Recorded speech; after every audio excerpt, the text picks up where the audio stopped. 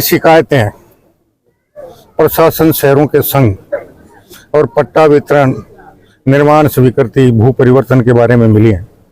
इसके लिए हमने रोक लगाई है। हम उसका अध्ययन करवा रहे हैं कि ऐसे क्या कमी खामियां थी दिशा निर्देशों में या नियमों में, जिनकी वजह से वो इस प्रकार के गड़बड़ झाला करने में अधिकारी सफल हुए हैं। उनको दूर करते हुए और जिन जिन ने गड़बड़ झाला किया है उनके खिलाफ कार्रवाई करते हुए आने वाले भविष्य में इस योजना को आगे बढ़ाएं। सर कब लगे?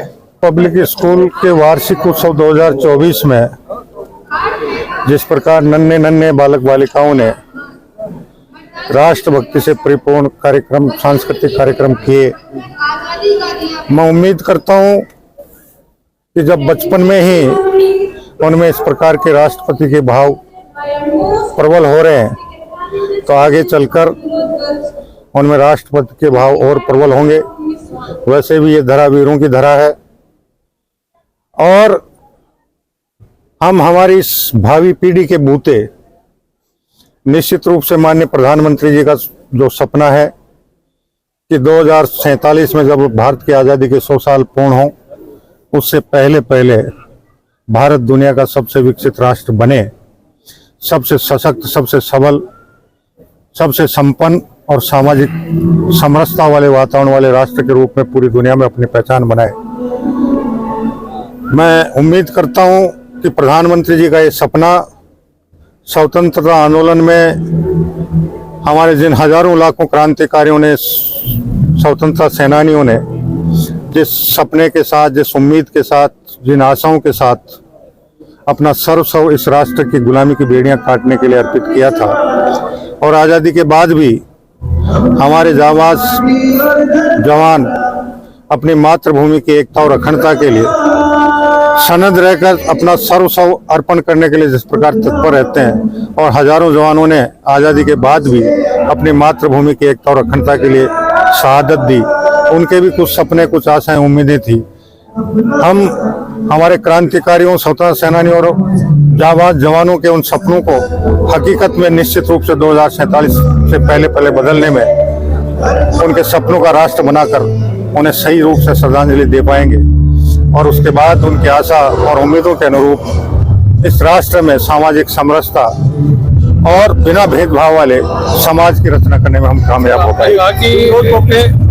आपने कहा कि पेरेंट्स और टीचर्स को ये कटु सत्य है कि ये कोई गुरुकुल तो है नहीं कि बचपन से बच्चे को गुरुकुल में डाला जाता था और 25 साल का होने पर वो गुरुकुल से बाहर आता था। उस समय गुरुकुल की पूर्ण जिम्मेदारी रहती थी। अब चाहे आवासीय विद्यालय हो और चाहे रोज आने जाने वाले बाल बालिकाओं वाले विद्यालय, आवासीय विद्यालय वाले भी निश्चित रूप से 1.5 महीने और 15 दिन, 2 महीने की छुट्टियों में अपने परिवार के साथ समय बिताते हैं। उसके अलावा भी समय समय पर वो मिलते रहते हैं और विद्यालय में रोज आने जाने वाले विद्यार्थी 7 घंटे विद्यालय में रहते हैं। 7 घंटे के अलावा बाकी 17 घंटे वो किस प्रकार के वातावरण में रहता है, उसकी संगत कैसी है, उसकी उठ बैठ कैसी है, उसकी चाल ढाल कैसी है, उस पर अगर अभिभावक निरंतर निगरानी नहीं रखेंगे तो अकेले शिक्षक कुछ नहीं कर पाएंगे। इसलिए अभिभावक और शिक्षक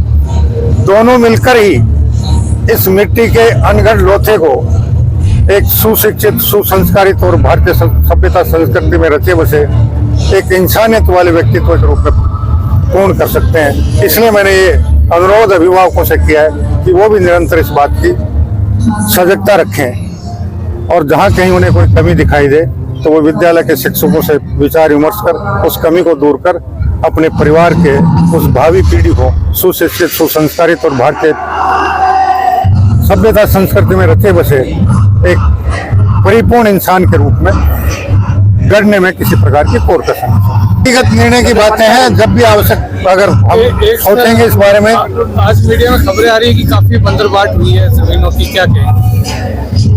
देखिए, कुछ बहुत सारी बंदरबाट हुई है और शायद बुधवार को मेरे विभाग का एक केस राजस्थान हाईकोर्ट में लगा। अभी भी मुझे जानकारी मिली है कि सरकार की तरफ से जो वकील पैरवी करेंगे उनका भांजा दूसरे प्रतिपक्ष की तरफ से पैरवी करेगा। अभी जयपुर जाने के बाद उसमें जानकारी कर कोशिश करूंगा कि सरकार को लगभग 700-800 करोड़ रुपए का नफा या नुकसान हो सकता है। और ये उसी प्रकरणों से जुड़े हुए प्रकरण है जो बंदरबाट पिछले दिनों में हुई। सर क्या प्रकरण है? अभी देखो, जब तक मुझे पूरी जानकारी नहीं हो, मैं कोई बात सार्वजनिक रूप से नहीं करता। मुझे जो जानकारी मिली आधी अधूरी, उसके बारे में प्रशासन शहरों के संग बयान एक तरह से स्टॉप हो गया है, लोगों के पट्टे नहीं बन रहे, काम नहीं हो रहे, क्या कहते हैं? देखिए, जितनी शिकायतें हैं प्रशासन शहरों के संग और पट्टा वितरण, निर्माण स्वीकृति, भू परिवर्तन के बारे में मिली है, इसके लिए हमने रोक लगाई है। हम उसका अध्ययन करवा रहे हैं कि ऐसे क्या कमी खामियां थी दिशा निर्देशों में या नियमों में, जिनकी वजह से वो इस प्रकार के गड़बड़ झाला करने में अधिकारी सफल हुए हैं। उनको दूर करते हुए और जिन जिन ने गड़बड़ झाला किया है उनके खिलाफ कार्रवाई करते हुए आने वाले भविष्य में इस योजना को आगे बढ़ाएं। सर कब तक हो जाएगी ये समीक्षा, क्योंकि लोगों के काम अटके हुए हैं, कुछ अच्छे काम? देखो, काम कोई नहीं अटका हुआ है। आज आप 50 साल से रह रहे हैं, 60 साल से रह रहे हैं, 100 साल से रह रहे हैं, बिना पट्टे के अब भी रह रहे थे, और 2-4 महीने अगर और रह जाएंगे तो कोई पहाड़ नहीं तो टूटेगा। लोकसभा में माने या पहले हो सकता है बीच में भी हो जाए, एक अंतिम, इसका कोई लेना देना नहीं। आधार संहिता लगेगी? लगेगी तो हमको, जो हम सुधार करने जा रहे हैं उसको कोई नहीं रोक पाएगा। अध्ययन करने को कोई नहीं रोकता है, निर्णय करने को रोकता है। जावेद सिंह जी खरा साहब एक बड़ा चेहरा है पूरे प्रदेश में जिम्मेदारी, लेकिन सिक्योरिटी संभाल में विशेष जिम्मेदारी। डुंगरौद में जुम्मू में 2 लगातार दौरे हुए हैं, क्या माने कि कहीं ना कहीं राजनीतिक रूप से उस चेहरे की भी तलाश है जो लोकसभा में भाजपा का? नहीं, अब आप इसका कुछ भी अर्थ लगा सकते हैं। देखिए, पहले मैं विकसित भारत संकल्प यात्रा के दौरे पे आया था, उसी दौरान यहाँ यूथ कॉन्क्लेव था, उसमें इन्होंने निमंत्रित किया। तो चूंकि भारत दुनिया का सर्वाधिक युवा आबादी वाला राष्ट्र है और विभिन्न प्रांतों के, विभिन्न जिलों के युवा यहाँ इकट्ठे हुए थे, इसलिए मैं उनके बीच आया था। और उसी दिन इन्होंने वार्षिक उत्सव का निमंत्रण दे दिया, मैंने हाँ कर लिया, से आज फिर आ गया और भविष्य में फिर भी आऊंगा।